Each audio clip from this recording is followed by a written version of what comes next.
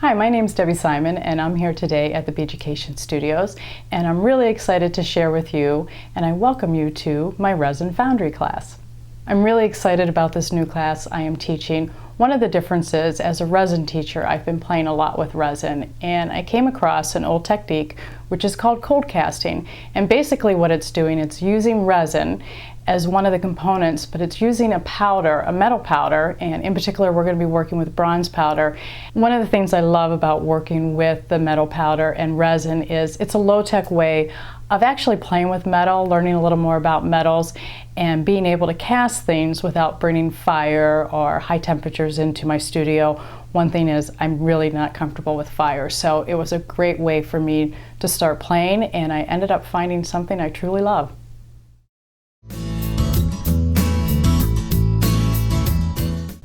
I'm going to take a minute and talk to you a little bit about the tools and materials that we're going to use in today's class. A lot of them are going to be very familiar to you, especially if you worked with resin before, but there's some additional things that come into play and products I like to use when I start adding the metal powders to the resin. Some of the products and tools that we'll be using in today's class are the following. I'm going to start with what I'm going to use when mixing resin. Basically, we'll be working with a two-part epoxy resin. You'll need some stirring sticks, a couple toothpicks. Definitely you need some measuring cups, and I always make sure I have baby wipes available to keep my studio and myself clean. The star of today's class is our bronze powder.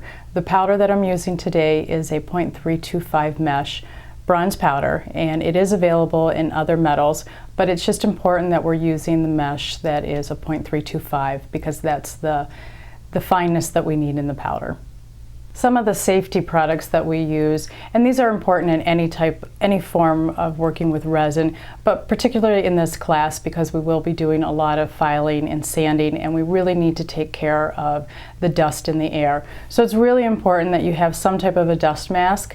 This is, just a basic mask, but it's fine. If you have sensitive skin, I would definitely have gloves available. And last but not least, make sure that you do have some type of a safety goggle. For today's class, we will also need a variety of different types of molds. These are just pre-made silicone molds. Right here, I've actually used a two-part silicone putty and made my own molds out of some of my own designs. These are also pre-made molds which are available. You'll find a lot of these available through metal clay supply companies, so there's a lot of great things to choose from there. And then these are some of the colorants I like to use when I'm working with bronze powder and resin. These are just Pearl-Ex powders. I use a little bit of some rubber stamping dyes, and again, my oil paints that I like to use. A few additional fun supplies we will be playing with today is, first would be a rubber stamp, and what you're looking for is a rubber stamp that does not have a backing on it. It's important that it's flexible. You can find a lot of great rubber textured stamps in metal clay supply companies as well, and polymer clay, so it's a good starting point to look for these. These are just your basic cookie cutters, metal cutters that a lot of metal clay artists are using, and I'm not sure if you remember this, but I'm sure you do. Good old-fashioned silly putty. These are the tools that I use for filing and finishing a piece. Just a traditional, your basic spoon from the kitchen.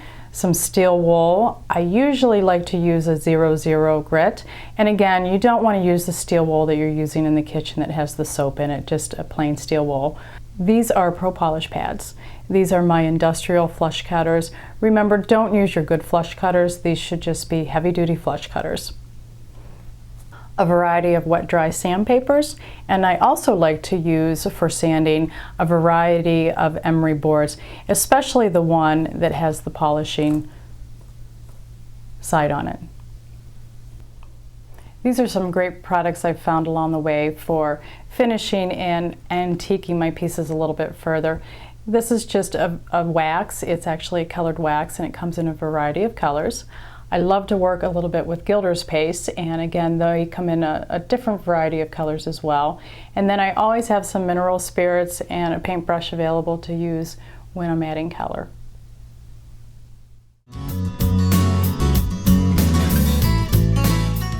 Before we get started, I want to talk to you a little bit about your safety in wearing a dust mask. when you are working with the bronze powder. As you can see, this powder is very fine and it can be airborne very easily. It is a heavy, dense powder, so it falls relatively fast and does not float in the air, but it's still really crucial that you are protecting yourself and your lungs because, again, it is a metal, it is a powder, and I would just use as much caution as possible. This is a 0.325 mesh powder, and it's bronze, it's metal, and it differs from the fact that we are using the resin instead of the resin being the main compound of the project or the finished piece we're doing. The resin actually is going to act as a binder when we add the bronze powder. So again, it does have a lot of different finishing techniques, little different ways of working with it. So we want to make sure that when we are working with this powder that we're also looking at the resin more as a binder and not as the finished product. Since you're going to be working with a new product, which is the bronze powder, in conjunction with resin, it's really important that you do some tests so that you know how the powder is actually working with the type of resin that you're working with. I work with ice resin, so that's what I've done my test from. But again, it's important. What I typically do is, this is just a ice cube tray, silicone ice cube tray that I got in the dollar store. And it's a great way for me to just test a variety of ways of using, adding powder, adding the bronze or the metal powder to the resin in different levels. So I always start, there's always going to be just a straight resin control. So then what I do is I added varying amounts of the bronze powder. So I started with basic, what people were saying, pretty much a 1/3 ratio. And I started adding more until I got up to almost a double. And it gave me a really good feel for what was working. Was it still, finished as a finished piece? Was it still hard, the resin? It wasn't soft, so I know that it cured properly. The other thing I did too is I tested adding color. And it was a great test. And it's a great test because you can see here, by adding a little black oil paint, it really has shifted the color of the bronze just enough. And I also noticed and started noticing that on the back, when we turned it over, a lot of the color rose to the top, but there was still enough of it in my finished piece in the front that it really accented or changed the look a little bit. So I learned a lot about the powder and how it works in conjunction with the resin.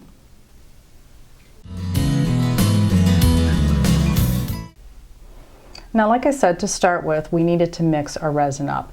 And for those of you who aren't familiar with mixing resin and some of the tips and techniques, take a look at my free class, Bezel. It tells you everything you need to know about actually mixing up your resin. And so we're starting with a fully mixed thing of resin, and this is our bronze powder. And as you can see, it's very fine. It's a 0.325 mesh, and even though it's very fine, the powder itself is very heavy, and you can tell that by just even picking up the cup. Now, what I like to do is, for how I like to work, I'm using a 1-to-1 ratio. So if I look at my mixed resin and the volume of that, I actually just match that volume and pour in some bronze powder so that they're pretty consistent. Most of the manufacturer's instructions of the bronze powder will say more like, if you have this, do half of this as a starting point in your bronze powder. But again, that's why I like to do my control and my test, because there's a lot of things you can learn about the qualities of it that maybe you want to alter.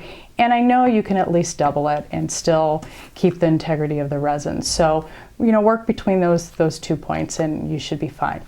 Now in this case, I'm also going to add some color. And now that I have my resin mixed, I want to add my color first. And I like to use oil paints. And the reason I like to do that is they actually take very little paint to pigment the resin. And a lot of the paints are a little more transparent as opposed to an acrylic or something that's going to be very opaque. So at this point, I want to mix my color into my resin. And I should have the color, if I am going to add color, I should definitely do it at this point before I get to the point of adding the bronze powder. And you can also look at my molded castic class, because I do talk a lot about adding color and how to make sure the color is consistently put into the resin mix, and there might be some tips and techniques that you might take away from there. All right, so I have my color mixed, and I am ready to start adding the bronze powder. And how I like to do that is I want to do it very slowly, kind of like I would be mixing like cookie batter and adding the flour. You want to constantly be just putting in a little bit, mixing it. I do sometimes, try to, stir at the same time. But again, I'm just going to be putting a little bits in at a time, and I'm slowly I'm making sure I'm scraping the sides and the bottom and my stick so that I'm mixing it properly. And again, I'm just going to put a little bit more in, mix it up, and just take my time with this. We have, the resin working time is about 30 to 40 minutes, so we do have time. We don't have to rush this process. It's getting a little more, I like to say it looks like what I think a mud bath would look like, a hot mud bath.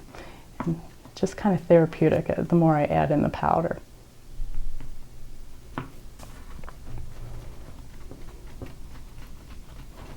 And again, I'm going to constantly be scraping my sides, the bottom, and making sure I'm evenly distributing the powder. Now you're going to find that the powder itself is heavy, and it will have a tendency, as it's doing just here, to sink to the bottom. So it's going to be very important that as we are working with it, that we're constantly stirring it before we are putting it in any of our, or casting it in any of our molds. So we're getting kind of down to the end. And again, I did a half-half ratio, but you could have done a quarter powder and that would have been fine.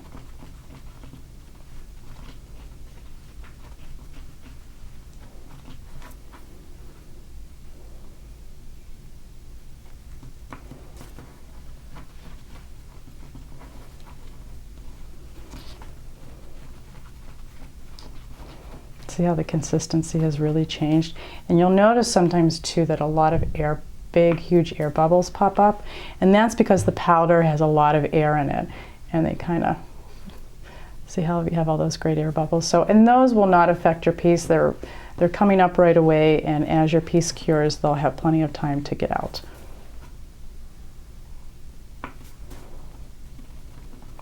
Again, it's getting thicker, but still workable. And I'm getting towards the end of it. The other thing to keep in mind, as you're working with this powder, it is a light powder. I would definitely, as I mentioned in some of the materials, to make sure that you're taking safety precautions and wearing a dust mask.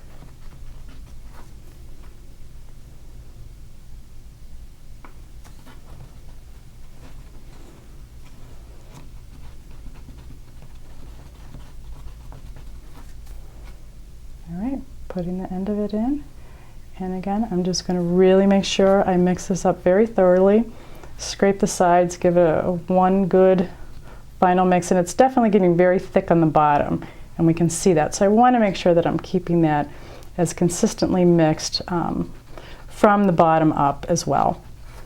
Now we're ready to move forward and actually cast with it.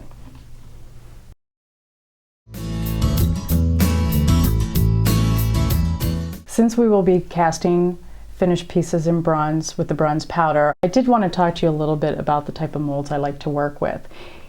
Basically what I have here is, this is a collection of molds that I've made myself, which are fairly easy to do. These are store-bought molds, and these come from a lot of the metal clay and polymer clay sections will have a lot of these very nice, especially very appropriate for jewelry making type of pieces. So there's a huge selection out there, and they're really fun to play with.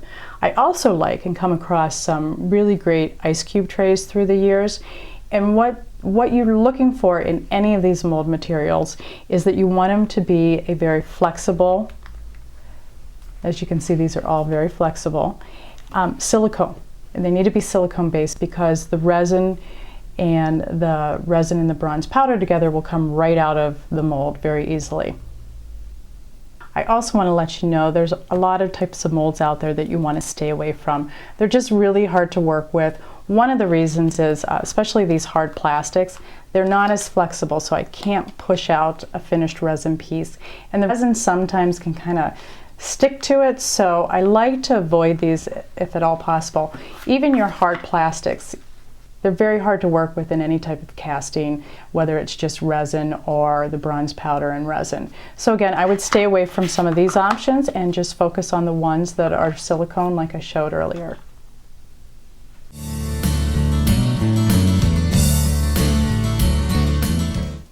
Now this is some of the fun part. I am ready to cast or pour our resin bronze mixture, but before I do that, I've taken one of our store-bought molds, pre-made molds, and I'm actually going to add dabs of color in the recesses or in the raised parts of the mold. And why I think this is a great thing is because it's something different that you can't do with traditional metal skills. So by adding this texture and this color, as you can see, I'm just kind of adding a little color in here, and I'll hold it up so that you can see it. So very clearly we have some color in here, and when I cast the bronze powder resin combination, it will actually pull out and end up becoming part of the finished piece, and it adds for some really great colors and patinas, and I love working with additional color in my molds. Okay, now that I've added a little bit of color to my mold, I am ready to cast the resin bronze powder mixture. And it's literally as easy as pouring a little of the mixture into your mold to fill the cavity. The one thing I am going to make sure I do, and this is crucial, is that I'm remixing this because I'm sure that some of that bronze powder has settled to the bottom. So I want to make sure that it's mixed as thoroughly and evenly as possible. So I'm going to give it another big, I might take a little extra time on this, so it's really up to you, but I'd like to make sure it's pretty remixed. So at this point, you can tell that this is pretty thick. It's going to be too messy for me just to pour it. So what I like to do in this case is I'll just take a little on my stick, mixing stick, and I'm just going to slowly start adding it. If I had a bigger mold, it would have been just as easy to, pour it, but in this case, I'm working with a very little cavities. So I'm just going to slowly add the powder formula. Now if you look at this and the consistency of this, for anybody that has worked with resin, you can kind of see how it's still very liquidy, but it's a lot thicker than a normal batch of resin would be. So I'm going to kind of make sure I'm getting to my edges. And I want a nice even ending if possible. So I'm at the point that that's probably all I want to do. I might make it a little bit of mess here, which is okay because I can clean that up in the finishing stage, but I also might take a toothpick at this point and just make sure I've gotten it up around the edges and just move it a little bit. And again, if it's not real clean on the edges here, I can clean that up easily enough, filing it and sanding it later. So that's as simple as it is. Because I'm always looking for ways to push anything I'm doing, I actually started playing a lot with these silicone rubber stamps. You'll notice this is one that does not have a backing on, so it's real important when we do start talking about using it. What I have found is these silicone texture sheets make such a great texture with your resin, and this is one that's in the process in the first stages, and this is actually a finished piece that I've done inlaying the bronze powder resin as well as colored resin. And I would like to tell you a little bit more and go through the process of how we can create a sheet like this. So to get started making these texture sheets, there's a variety of ways that you can do it. Again, the texture sheet must be flexible. It should not have a backing. It's going to be really important for when you're trying to peel apart the cured resin. And I find that the stamps and textures that are out there for the metal clay segment are perfect. And you also find some will have thicker walls as far as the pattern goes. And it doesn't matter, it's just what your preference is, and you can find a way to work around it. So what I'm going to do, what I need to do is actually try to build a cavity for the resin to sit in and cure in. So what I like to do is a lot of times I'll just take these cookie cutter shapes and I'm going to just visually decide on a shape that I like in here. And I have found Silly Putty, which is also a silicone, is a great reusable source to actually build up a wall. So I'm just going to go around, go around my cookie cutter. Now again, I want it to be a circle, but what I am doing, I tend to have a little more of an organic shape. So it's not so crucial that it's a perfect circle. At this point, we're really just creating the basic shape. And I'm just going to lift my cookie cutter out. And I have my basic shape. And now I do want to push this down so that it's filling all the gaps of the texture. So I'm just going to push it down.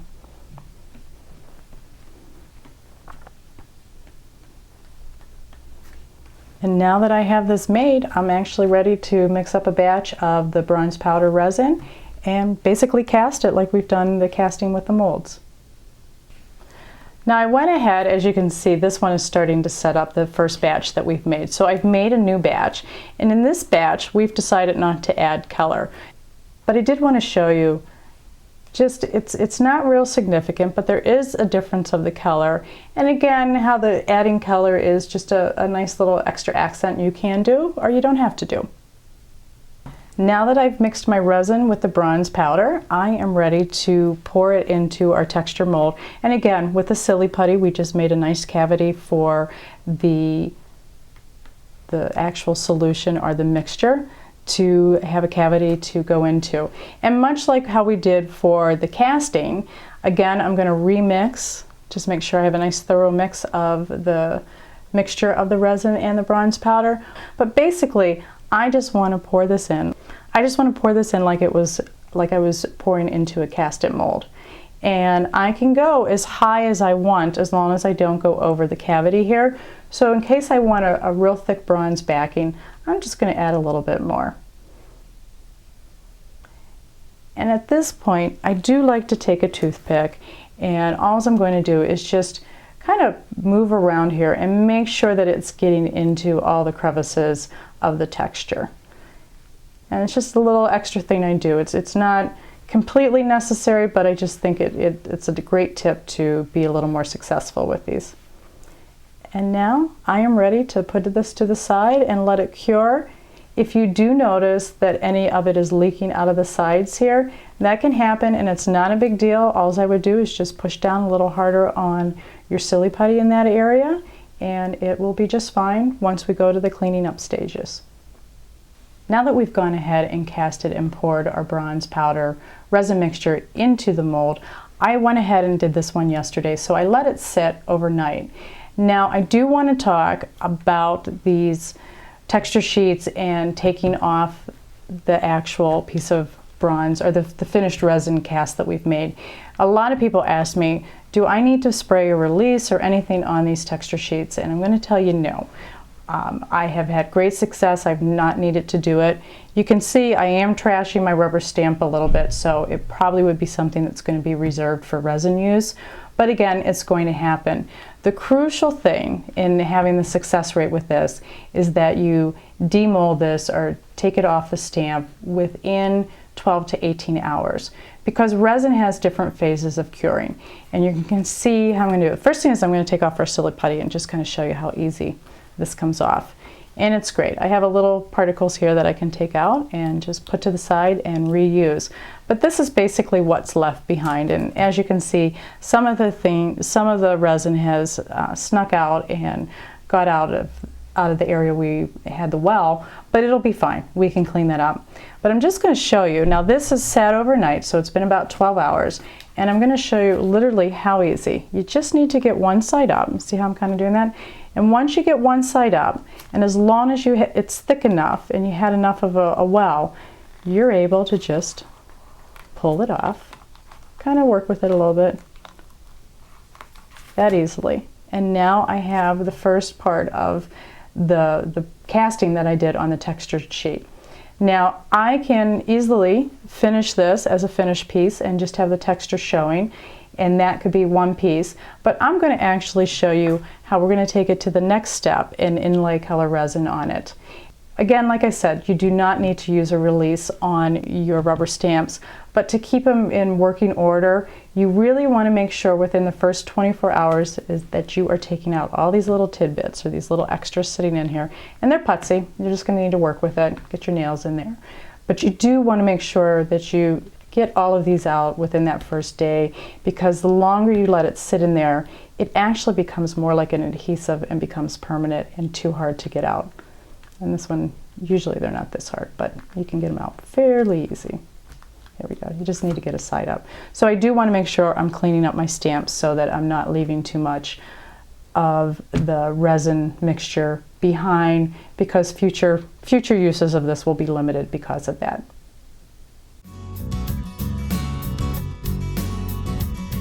We're ready to do the next phase of adding the inlay color like we showed in the sample. Now again, I need to build a cavity or a well around this, so I'm just going to take my silly putty, and nothing fancy, I'm just placing it around. And again, I want to make sure I am building, you know, just kind of closing, seaming it in so not that much is going to leak out. But the great thing is I'm working on parchment paper, and you'll find the parchment paper, whatever resin does seep out, it'll peel right off with the piece. So again, it's a great working surface to work with when you're doing something like this. So now I've already pre-mixed my resin, and again, what's different about this resin is we're not going to add the bronze powder. We are just going to focus on coloring it. Like we've done in other castings, in other classes, we've talked just more about color and how to mix your resin for casting. And that's pretty much all we're going to do. And today I'm going to work with, I love working with powders as well for pigments to color. And this is a Pearl-Ex powder, and it has a really great iridescent quality. And I know I can put about this much in and still retain its integrity. And I just want to show you how great this is. So I'm just going to slowly mix it in, make sure it's mixed in evenly. Again, always scraping your sides, your stick, and the bottom. And if you can see how great this color is. And it's got an iridescence about it that is just beautiful when it's finished curing. So again, I'm going to keep cleaning up the sides, my stick, so I'm mixing it thoroughly, and we're ready to go. The nice thing about the powders is they mix in really fast and smooth. So at this point, I'm just going to cast, basically like I casted the first layer, I am just going to cast it, just adding the color on the top. And all I'm going to do is slowly just mix some color. Keeping in mind, I don't want the top layer to be so thick because we're going to need to sand it down for the inlay. So what I would do is then grab one of my clean sticks, and I'm just going to move this color around, get it to the sides. And you can see some of that texture showing through, which is fine, you know, because that's the surface we're going to be working with. And a lot of times too is I'll do a couple colors and I'll mix and let them blend together like I did in this piece. I'll show you real quickly. You can see there's the blue and then I added the purple, and that's a really great effect as well. But I have it pretty much filled in there. I am going to need a little bit more because it's not as full as I would like it. But again, I'm not going to need much. It's literally just enough to make sure that I've filled in the cavities of the texture. And again, I will take either my mixing stick or even a toothpick and just kind of move this around and make sure I know that it's getting in those crevices. And then I would just do a nice even one. It will self-level out on its own too, so I don't have to worry too much about it being flat at this point. I just want to make sure that I'm covering everything, but I'm not too thick that I'm going to have a lot of finishing or sanding to do to get down to that layer of bronze powder. And it's that simple. Now that the bronze piece has had a chance to cure with the second layer of resin, the colored resin on it, I have taken it out of the silly putty well that we made, and this is actually how it looks right now. And as you remember, this was the first phase of it, so we see all the texture here, which you see a little bit of that coming through here, but again, this really just looks like a blob at this point. You can, you know, even though you're seeing some of what's happening here, we really need to start working this piece now so that we can bring out the shape. We're also going to work at bringing out a little bit further the bronze inlay pattern that we've done. So we need to, you know, take a look at the piece. We're starting here, and then I'm slowly going to start sanding. I do this a variety of ways. I can just use, you know, regular sandpaper, emery boards. It's faster if I use if I use a Dremel to sand because I'm able to get in there and clean it up much faster. But you see, I'm starting to break down and get the inlay to start shining through on here. And I'm going to keep working it until more of that pattern is coming out and that shape. And even the back, I'll do a lot of finishing on to clean up. I like sometimes this color showing up on the back, so a lot of times I do still leave it because it adds a nice organic feel to the piece. So in this piece, we're pretty much close. We've gotten the inlay out and we're ready to start working on some of the finishing techniques of working with this piece and pulling out the bronze a little bit more. And you can see even the back, I've sanded it more and more. And again, you just keep sanding it and shaping it until you're happy with the overall look. And then at this point, this is when we would move on and do the final finishing touches.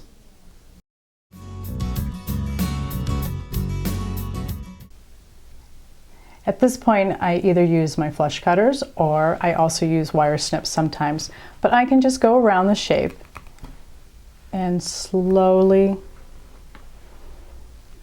just taking caution, take off some of that excess resin because I don't want to have to be filing this down later. Keep in mind when I say flush cutters, I mean a heavy duty flush cutters. You don't want to use your good tools for any of this type of finishing work. It's best just to use your heavy duty, as I like to say, more the industrial line of cutters and snips and things like that. So save your good tools for later. Now that I've cut out or cleaned up the shape, I am ready to start filing. Now I do like to use, and I use quite often, just simple emery boards. I do go to the beauty supply store and get a little more heavy duty of a emery board.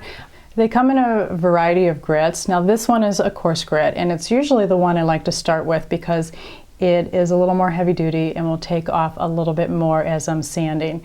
I eventually moved down to some of the finer grits for the fine tuning and just smoothing out of the piece.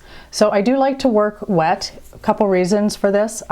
Really all I do is I can stick my emery board in the water. I also a lot of times just take my finger, put the water on. I can also stick my piece in the water, which is a little hard to see, but I'm just getting everything wet. And by working wet as opposed to dry, I'm limiting how much powder or how much resin and bronze powder is being knocked up into the air. So it is real important to try and work wet if possible. At this point, you also want to make sure that you're wearing your dust mask. So I would take a moment and put that on, and then we can actually start to file. I'm just going to slowly, and I can be a little more vigorous here just because I want to take off a lot more of that edge and just really get it kind of finished and refine that shape. As I get down to the finer grits, I probably would take a little more care and making sure that, being very consistent with what I'm doing. So again, I'm just going to work on that shape and filing. And every once in a while, I'll just rinse off both the piece and my emery board. And again, I'm just going to keep working it out until I'm happy with the shape. I'm not putting too much effort right now on the top surface because I will do that as a later step as I bring out that inlay, but I can be focusing on the back and kind of moving all around and just really working the piece so that I can get it nice and smooth and get it looking the way I want it to look ultimately.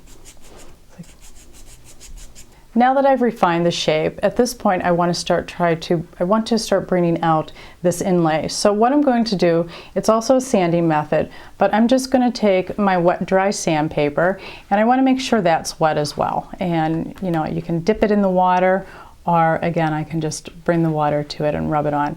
So I'm going to start on just this one side so that you can kind of see how that's going to be pulled out. But typically what I could do is just to do the whole bottom, the whole surface at a time, do a crazy 8 and really go back and forth. And I'm going to have to work this for a while to pull out that inlay. But for right now, I'm just going to work on this one side so you can see how it actually starts coming out.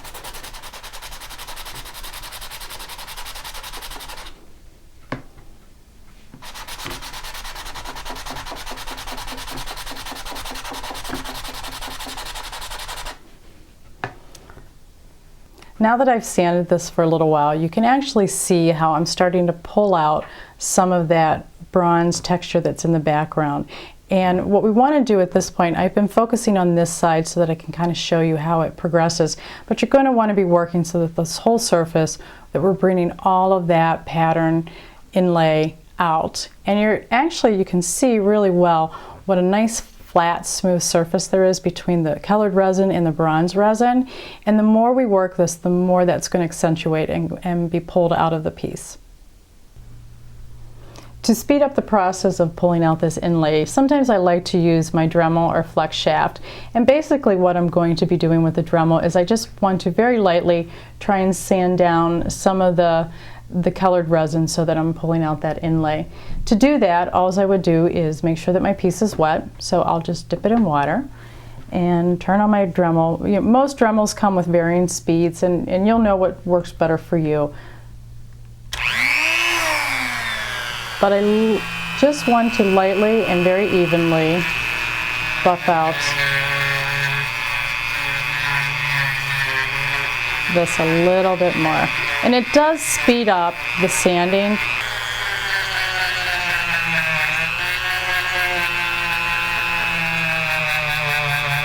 Now again, the Dremel or flex shaft is just an option. You can, feel free to just use your sandpaper and filing, but it does help speed up the process and just a different way of achieving the same results.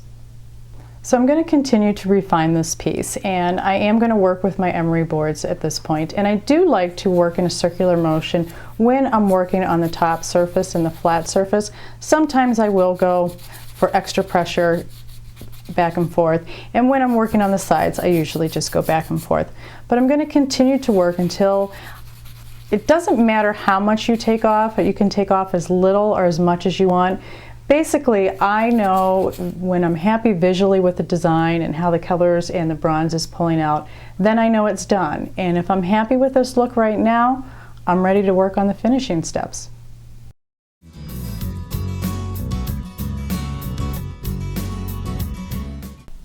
Here's a variety of pieces that we've already casted, and I've done the early finishing techniques on these to get everything sanded down into the shape we want. And we're at the stage now that we're going to actually start pulling out the bronze metal out into the surface of these casted pieces.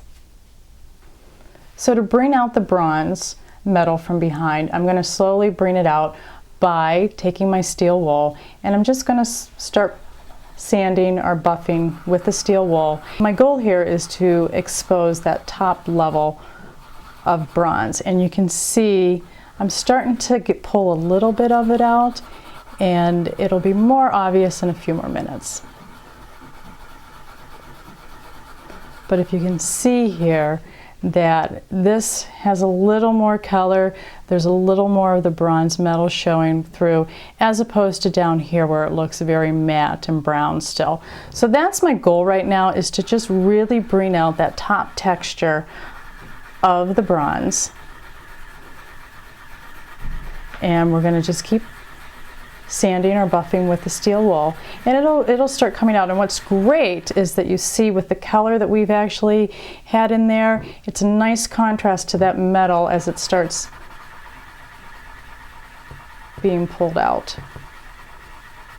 So as you can kind of see, more of that's going on. Here's a more three-dimensional piece, and I can show you a little bit about how this actually pulls out the metal and how it looks a little different. But it's still the same effect. We're still trying to get the resin binder off the top layer so that we can expose the metal that's below. And you see that I'm starting to slowly pull it out. And it's, it's a little bit of a putsy process, but it really goes fast if you're able to just get in there and focus on it. So you see some of that is starting to come out. You can see it a lot when I do the sides. The sides turn.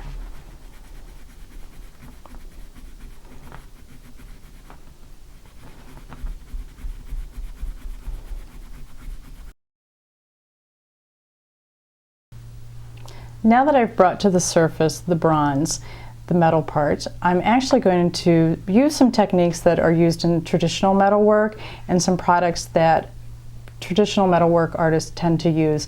And you'll see the difference of how much shinier and how much more polish and how much more of that metal I can bring out, the qualities of it, by using some of these techniques. The first technique I would use is I'm going to actually burnish down and compress the metal particles in the resin binder with a burnishing tool. It can be as simple as a spoon, or there's also other tools that are made specifically for that purpose that you could do and use and take that you could use. But I find, you know, some of the things you have around the house are just fine to work with to start with. So I'm actually going to just use the spoon, and I'm going to put a lot of pressure on the ridges, and the top ridges especially, of the texture on this piece.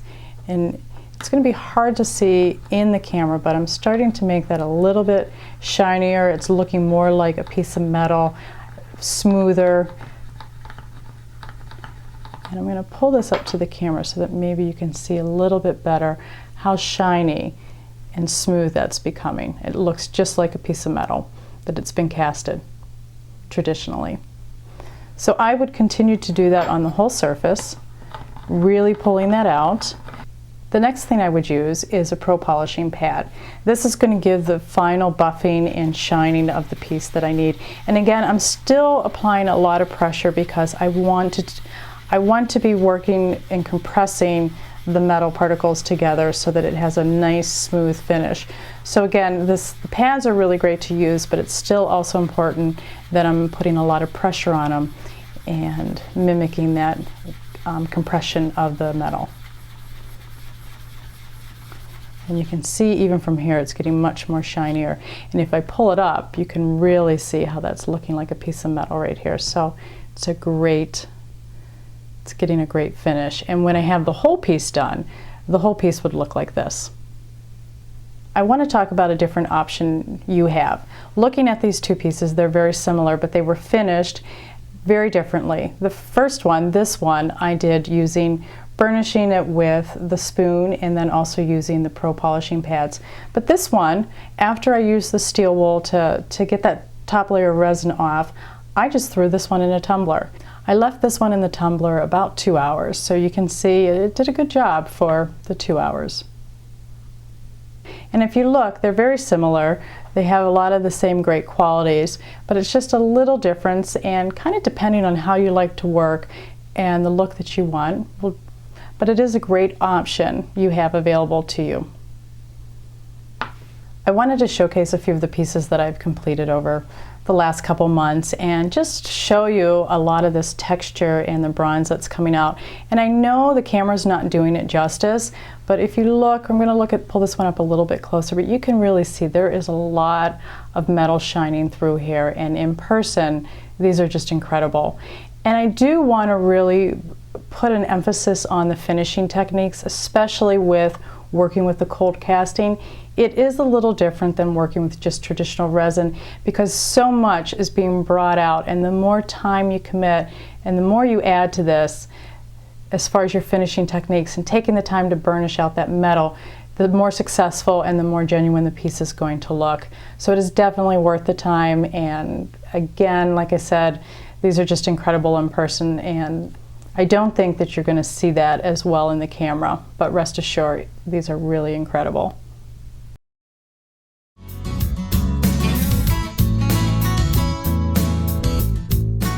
Now, like I said, we could actually have this be the ending point of our piece. It's considered a finished, done piece, but we could take it one more step further and actually add to the antiquing look of this. And there's a few products I like to work with. The first one is, these are actually patina waxes, and they build up a nice color in the recesses. The other one that works pretty much the same way is these Gilder's paste, and I like to use them. Both have a little different qualities, but I like the fact that both of them are able to give us. So I'm going to start first with the wax.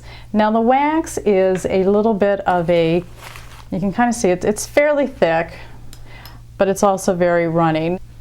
I want to just put a nice coat on here, and I can just paint it on, and sometimes I'm really lazy and I just use my fingers and put it on in certain areas.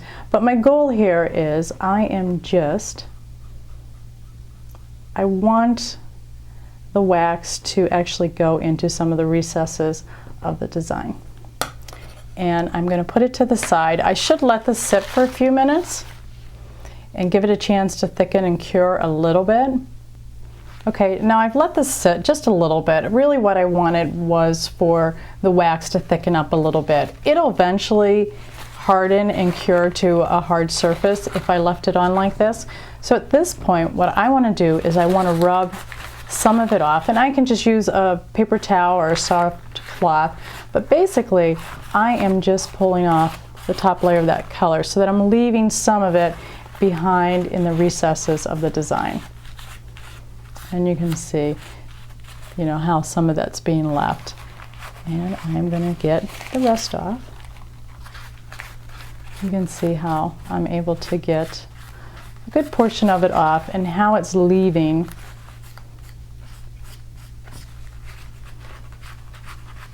a nice pattern of the green color in those recesses. So again, I keep doing this until I'm happy with the results. I can do more, I can do less. It's really up to myself and what I like and what I'm looking for to achieve out of the piece. After I've taken off as much of it as I want, I'm going to set this to the side and I'm going to let it cure overnight. Actually, again, like your resins, this wax actually has a curing process in it that it will harden and put a nice finish on this piece through the next 24 hours, and then it's good to pretty much do anything with. Another product I like to use is the Gilder's paste. And what's nice about the Gilder's paste is it's actually, unlike the wax we were working on, it's actually a pretty solid paste. Now, that can be a disadvantage at times because it can dry out on you, but the quick solution to that is I always keep some mineral spirits next to my studio, and I can just, on a brush, add a little mineral spirits to the top, and I'm basically making that a little easier to work with. Now, I can either paint this on with the brush like I did the last one, or again, I can use my finger if I really wanted to just add some of this. And what I'm going to do on this piece, instead of putting this blue over everything that I've done, I'm going to concentrate on the area that has the centerpiece.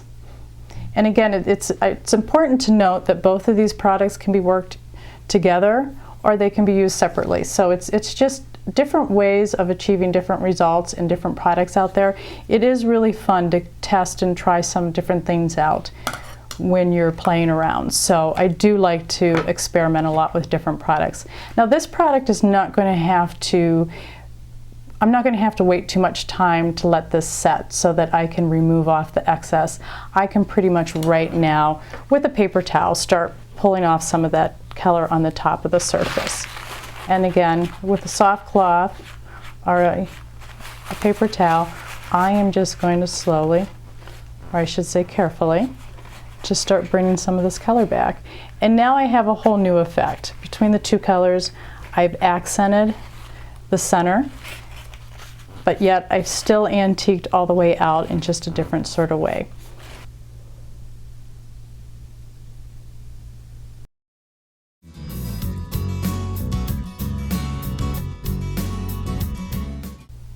I want to talk a little bit about each of the pieces. They are very different in my approach to them.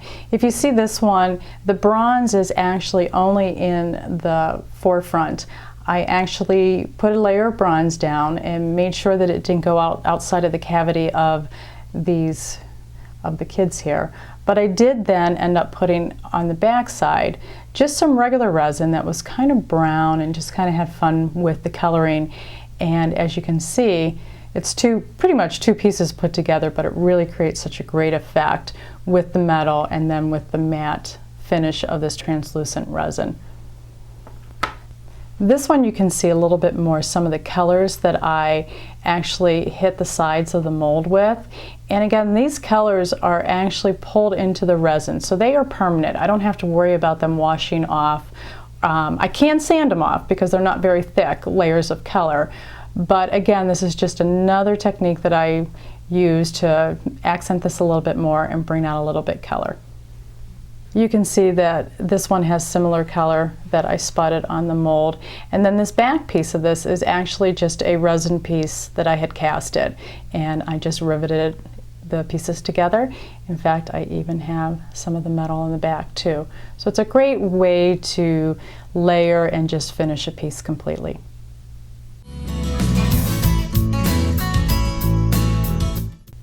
Thanks for taking my class. I hope you had a good time, learned a few new techniques, and found out how really cool it is to be able to add metal powder to your resin.